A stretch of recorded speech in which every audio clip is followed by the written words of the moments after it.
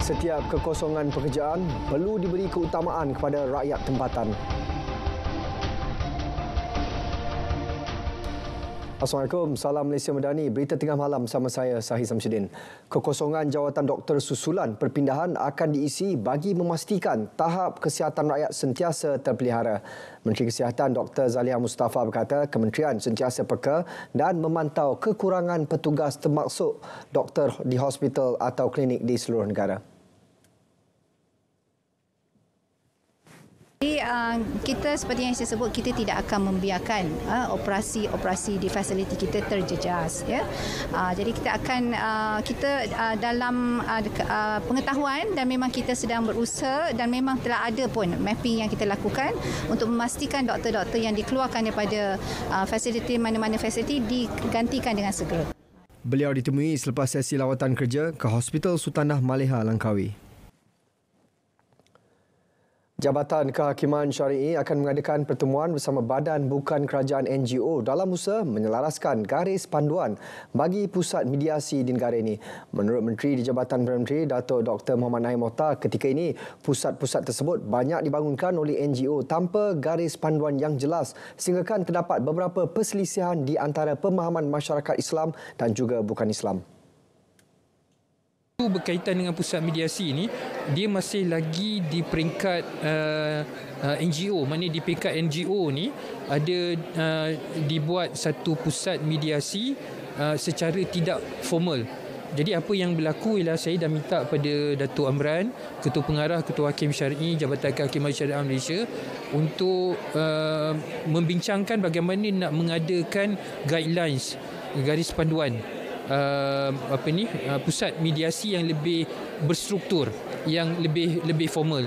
Jadi yang tu nanti Datuk Yang Ma'arif Datuk Amran akan berbincang dengan relevant parties, pihak-pihak yang berkaitan untuk mengatasi isu masalah berkaitan dengan conversion, pemelukan Islam dan anak-anak yang lahir daripada perkahwinan civil yang bukan Islam. Beliau berkata demikian selepas menyampaikan syarahan sempena memperingati jasa dan ketokohan Profesor Emeritus Ahmad Ibrahim kali ke-19 di Universiti Islam Antarabangsa di Gombak. Kementerian Ekonomi membuka ruang kolaborasi strategik di bawah Program Inisiatif Pendapatan Rakyat Usahawan Tani IPR Intan kepada syarikat swasta dan individu persendirian yang berminat mengusahakan infrastruktur pertanian moden. Bagaimanapun jelas Menteri Ekonomi Rafizi Ramli, penelitian ke atas cadangan sinergi yang dikemukakan sedang dilaksana bagi memastikan keberkesanan kerjasama yang akan dijalinkan. Because we have been getting a lot of requests over the last 5 months. It's just that I wasn't comfortable to commit to the private sector first because on our part, my team and I have to go through the learning curve first. We have to know how and why and make sure that we understand the modern farming as much as possible before we commit the public money to the private sector. My team and the government will go through each one, will look at the operational feasibility, will look at the financial and unit cost sustainability, will look at their track record, and from there I think it's a lot easier for it to take off on their own with the private sector. Beliau berkata demikian selepas melancarkan Pusat IPR Intan Usahawan Tani di Universiti Putra Malaysia. Program dilancar bagi mempertingkat pendapatan graduan dan peserta IPR serta e-kasih menerusi amalan pertanian moden.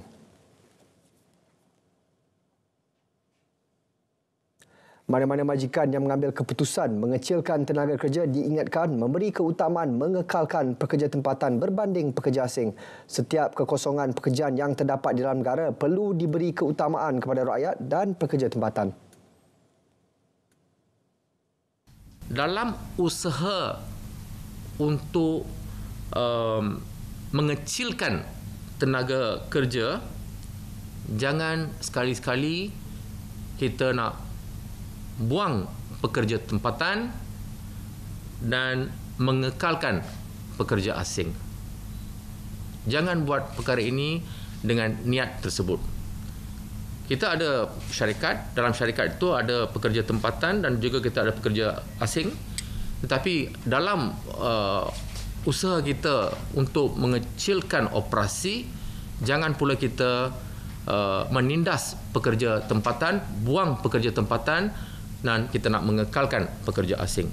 Sehingga 17 Julai 2023, seramai 23,655 pekerja telah diberhentikan dan sebanyak 91.6 juta ringgit allowance mencari pekerjaan EMP telah dibayar oleh Perkeso kepada yang terlibat. Beliau kata demikian pada program Intervensi Awal Sistem Insurans Pekerjaan SIP 2023 dan penyampaian faedah Perkeso di Seremban.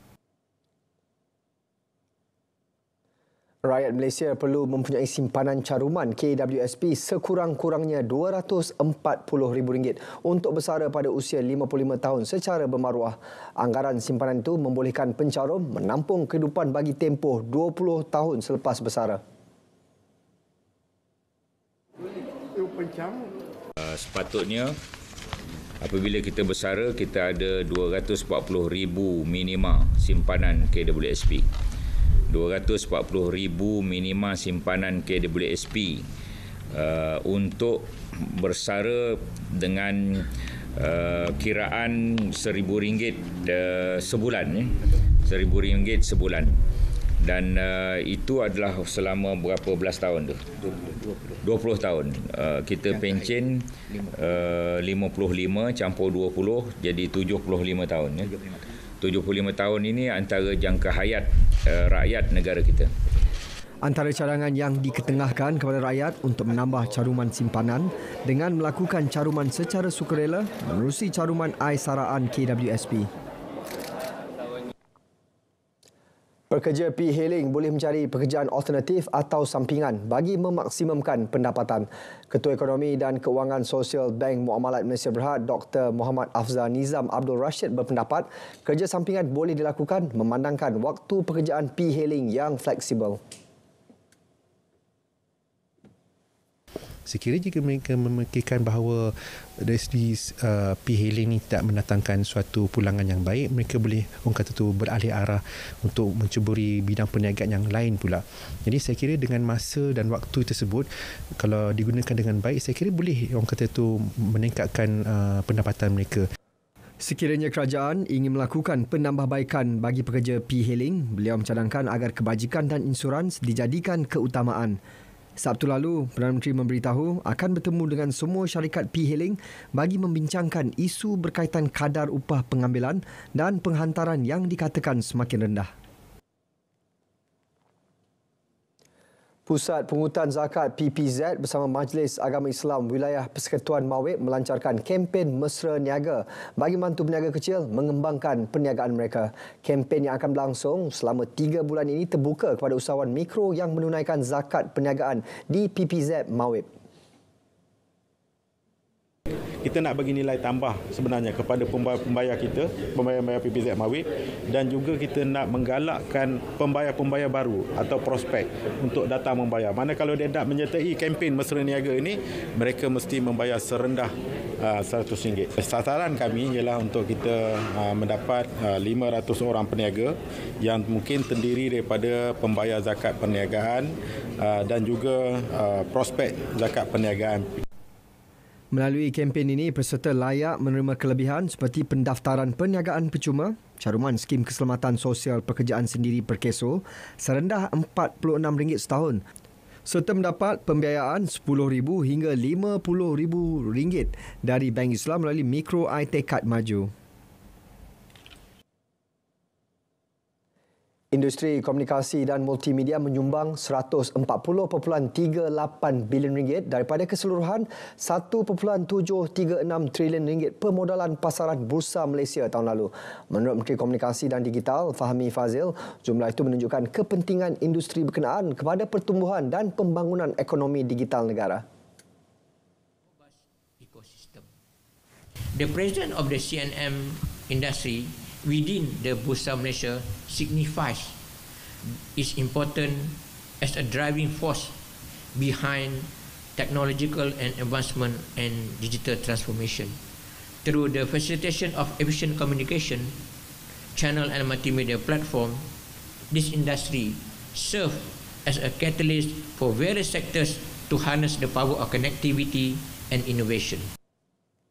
Teks ucapan Fahmi dibacakan Ketua Setiausaha Kementerian Datuk Muhammad Fauzi Mat Isa sempena pelancaran Masterclass bagi dasar dan peraturan telekomunikasi berpusat di Putrajaya.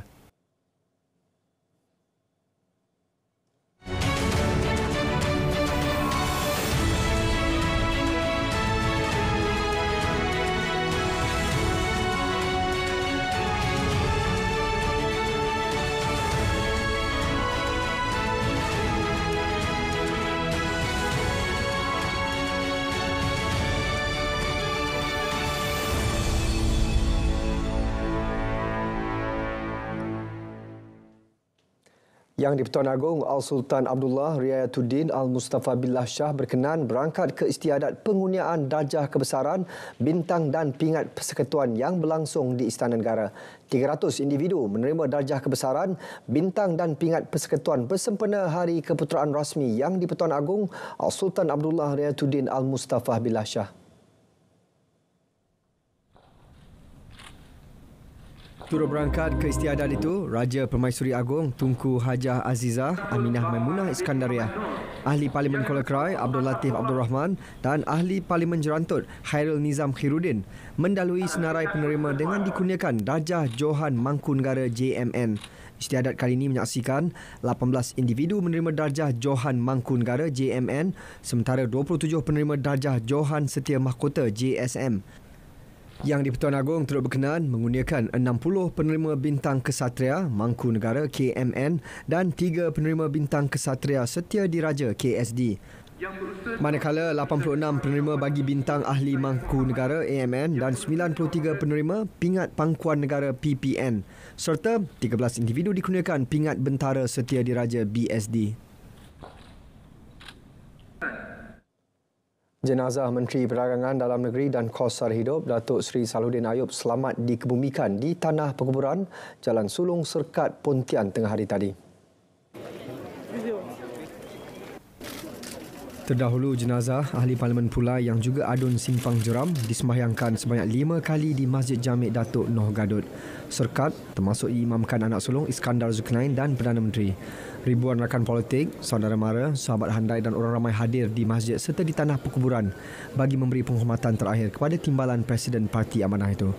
Datuk Seri Salahuddin, 61 tahun, meninggal dunia di Hospital Sultanah Bahiyah Al-Usta setelah ditidurkan selepas menjalani pembedahan akibat pendarahan otak. Inisiatif Payung Rahmah Legasi Datuk Seri Salahuddin Ayub, contoh terbaik kerajaan membantu meringankan kos sara hidup. Sejak diperkenal 6 bulan lepas, saban hari reaksi positif diberikan rakyat terutama menu Rahmah. Malah inisiatif sama turut diperluas ke sektor lain antaranya perbankan, insurans dan kesihatan. Menu Rahmah menjadi pelopor kepada inisiatif Payung Rahmah menampilkan sajian lengkap pada harga mampu milik RM5 sahaja yang terus diperluas di lebih 15,000 premis seluruh negara. Selain itu, inisiatif lain termasuk penjualan pakaian, kelengkapan sekolah, pakej umrah serta platform penghantaran makanan. Turut mendapat tempat di hati rakyat adalah pakej Rahmah Cermin Mata, Bakul Rahmah, jualan murah Rahmah dan kafe Rahmah. Sememangnya program Payung Rahmah merupakan sebahagian usaha kerajaan perpaduan menyemai rahmah dan kasih sayang dalam komuniti masyarakat. Impak dan reaksi positif rakyat membuktikan pelaksanaannya diterima sangat baik khususnya penduduk di pinggir dan luar bandar. 7 checkpoint akan menjadi destinasi persinggahan konvoi Kembara Merdeka Jalur Gemilang KMJG 2023 peringkat Negeri Pahang bermula 26 hingga 28 Julai ini. Sekolah Menengah Pendidikan Khas Vokasional Kuantan merupakan lokasi persinggahan pertama sebelum konvoi bergerak ke Maran, Jerantut, Temeloh, Bera, Pekan dan Rompin. Pengerusi sambutan Majlis Pelancaran Kibar Jalur Gemilang tahun 2023 Negeri Pahang, Datuk Muhammad Nizar Najib berkata, konvoi Kembara Merdeka Jalur Gemilang KMJG 2023 dijangka tiba dari Terengganu Rabu ini menjelajah 7 daerah di Pahang selama 3 hari sebelum meneruskan konvoi ke Johor. Konvoi Merdeka yang akan melalui daerah dalam negeri Pahang di antara tarikh 26 hingga 28 Julai. Dan konvoi ini berkonsepkan penyerahan jalur gemilang di mana konvoi yang diketuai oleh Persatuan BMW, motor BMW K16 ni akan bergerak dari checkpoint ke checkpoint untuk menyerahkan bendera keramat kita, jalur gemilang. Dan kita telah kenal pasti 7 checkpoint dalam negeri Pahang. Majlis Perasmian Pelancaran Kibar Jalur Gemilang 2023 peringkat negeri Pahang akan disempurnakan oleh Menteri Besar Datuk Seri Wan Rosdi Wan Ismail pada 1 Ogos di dataran Bandar Diraja Pekan. 300 teknologi dan hasil inovasi Mardi bakal diketengahkan pada pameran Showtech Mardi 2023. Acara yang bakal berlangsung pada 25 hingga 27 Ogos ini fokus kepada 6 kluster, antaranya tanaman, mekanisasi, teknologi, makanan dan agrotourism. Ketua Pengarahnya, Datuk Dr. Muhammad Zabawi Abdul Ghani menyatakan Showtech Mardi 2023 platform terbaik untuk masyarakat melihat secara lebih dekat inovasi dan teknologi dibangunkan agensi itu sejak 50 tahun lalu.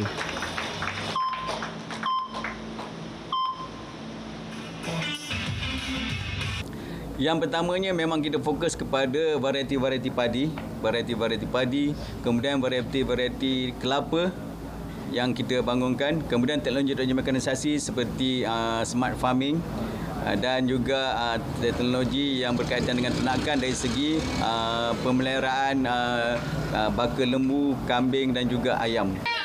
500,000 pengunjung disasar sepanjang 3 hari penganjurannya di Taman Expo Pertanian Malaysia MAIP Serdang.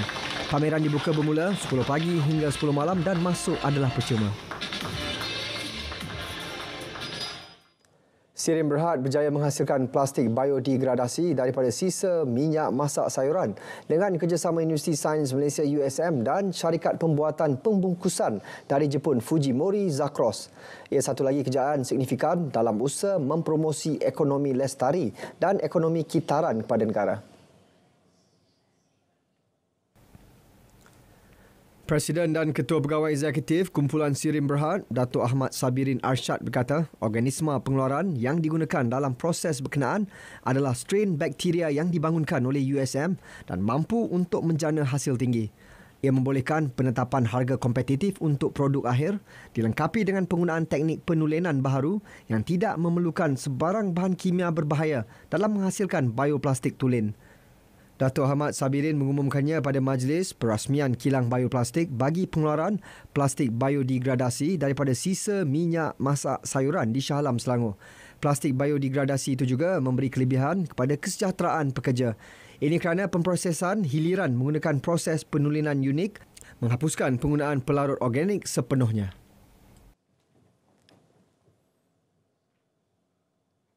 Kerajaan Negeri Selangor memperuntukkan RM45 juta bagi pembinaan Dewan Komuniti dan Rumah Penjawat Awam Majlis Perbandaran Selayang MPS di Bandar Baru Selayang. Menurut Menteri Besar Datuk Seri Amiruddin Syari, inisiatif itu dilaksanakan bagi meningkatkan keselesaan penduduk serta produktiviti penjawat awam. Di mana Majlis Perbandaran Selayang perlu mengeluarkan dana untuk dana tanah ataupun premium ataupun hasil tanah, dan pihak pemaju akan membangunkan kemudahan ini yang akan diserahkan balik kepada pihak MPS dan adalah pertimbangannya penswastaan, dan mereka akan dapat menyediakan perumahan yang selesa serta berkualiti dan juga akan meningkatkan produktiviti di kalangan penjawat awam, khususnya pegawai-pegawai MPS. 150 unit rumah berkenaan bakal ditawarkan kepada kaki tangan MPS, manakala selebihnya akan ditawarkan kepada kaki tangan dari agensi lain. Beliau menyatakan selepas majlis perasmian, mereka bentuk tapak Dewan Komuniti dan Rumah Penjawat Awam di lobi menara MPS. Telah datang kira-kira pada akhir Penantian masyarakat orang asli suku kaum Temia di kampung pedalaman di daerah Gua Musang, Kelantan untuk menikmati kemudahan jalan yang selesa sejak lebih 60 tahun lalu disifatkan berakhir apabila Kerajaan Perpaduan mengumumkan kelulusan RM200 juta bagi menaik taraf jalan perhubungan. Peruntukan yang membabitkan pembinaan infrastruktur jalan itu dijangka memberi manfaat kepada lebih 6,000 keluarga masyarakat orang asli di pos pedalaman seperti di Pos Bala, Pos Belatim dan Pos Bihai.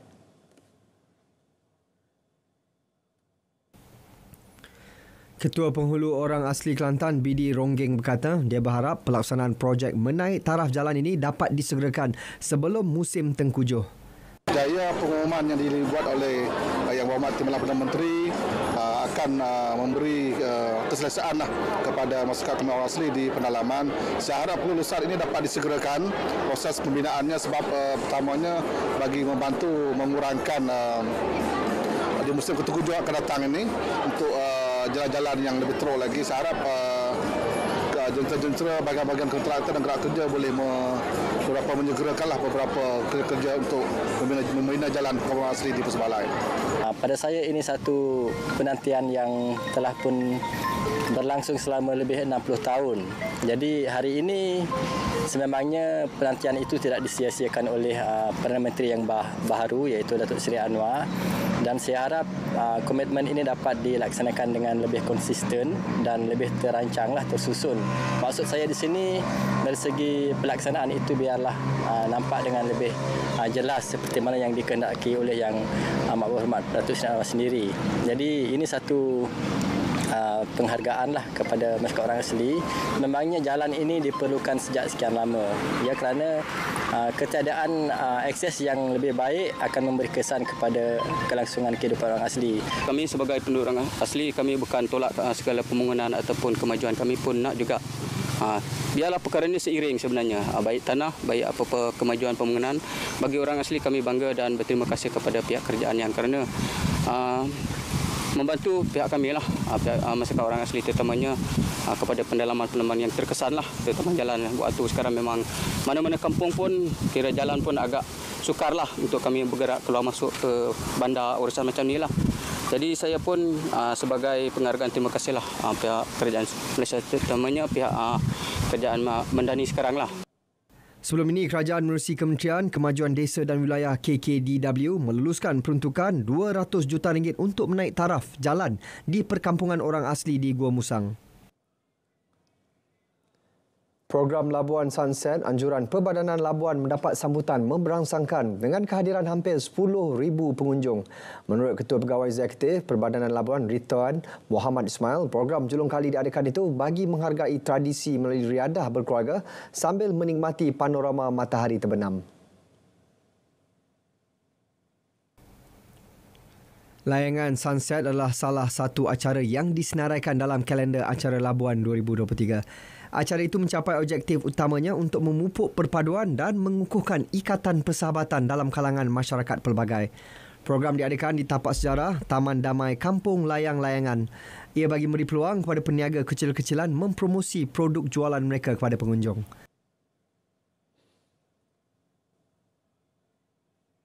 Ada maklum balas daripada penduduk-penduduk dan juga peniaga kecil. Memang mereka sangat-sangat berterima kasih dan mengalu-alukan program-program seperti ini. Kita nampak dan saya nampak tadi memang sambutan membeli berbagai-bagai juadah dan juga barang-barang permainan untuk rekreasi juga dijual di sini. Jadi alhamdulillah, insya-Allah kita sentiasa menggalakkan peniaga-peniaga kecil untuk berniaga di sini. Selain acara memancing dan pertandingan layang-layang atau kikik, program turut diserikan dengan persembahan tarian api, kereta kuda serta persembahan baskes. Tambahnya, program akan diteruskan pada masa akan datang melibatkan beberapa penambahbaikan serta pengisian. Hari kelima operasi SAR insiden kapal karam di perairan Subuyau. Setakat ini 4 anak kapal yang hilang masih gagal ditemukan. Operasi mencari dan menyelamat meliputi kawasan seluas 150 batu nautika persegi. Pengarah Maritim Sarawak Zin Azman Mat Yunus bagaimanapun berkata setakat ini tiada petunjuk baru ditemui. Pihak forensik juga mengambil masa untuk mengenal pasti identiti 4 mayat yang dijumpai 2 hari lalu kerana 5 daripadanya adalah warga asing. Operasi ditangguhkan pukul 4 petang berikutan cuaca buruk.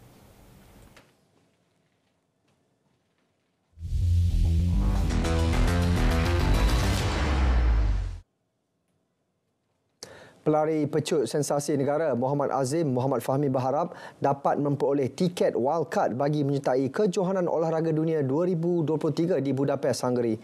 Kejohanan tersebut dijadual berlangsung 19 hingga 27 Ogos ini.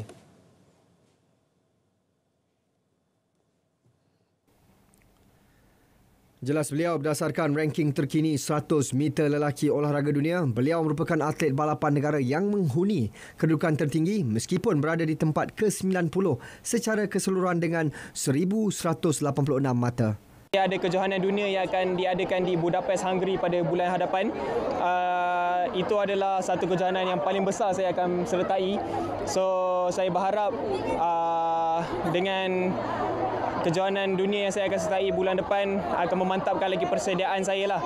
Kejohanan dunia pun memang orang kata salah satu target saya, tapi alhamdulillah kalau saya dapat diberi peluang untuk betul-betul berlari di sana nanti, saya akan cuba sebaik-baik untuk bersaing dengan semua world class sprinter yang lain. Dan itu sahaja kejohanan yang ada, dan that will be a very good competition for me menuju ke Sukan Asia nanti. Tarikh tutup ditetapkan Olahraga Dunia bagi Kesatuan Olahraga Malaysia KOM menyerahkan nama atlet beraksi pada kejohanan berprestij di Budapest itu adalah pada 31 Julai ini.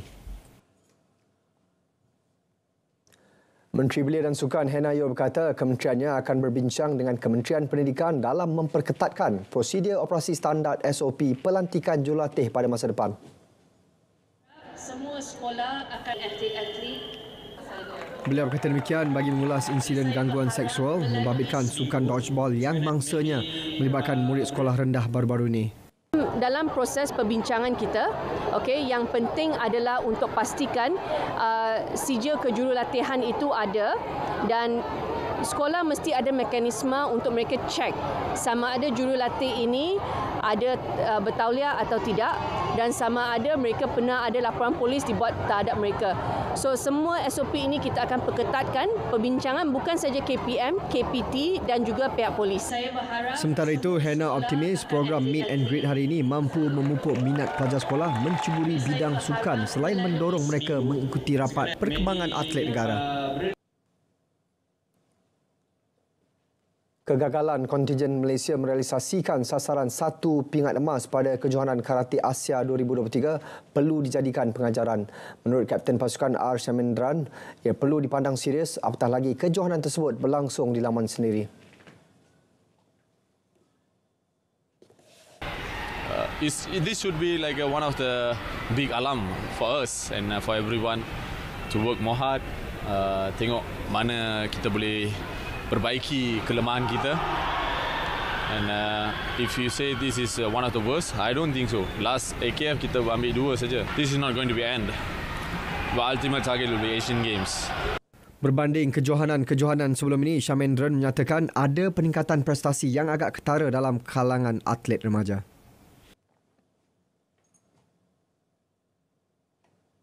Berita tengah malam berakhir di sini. Malaysia Madani, tekad perpaduan penuhi harapan. Saya Sahih Samsudin. Assalamualaikum dan selamat malam.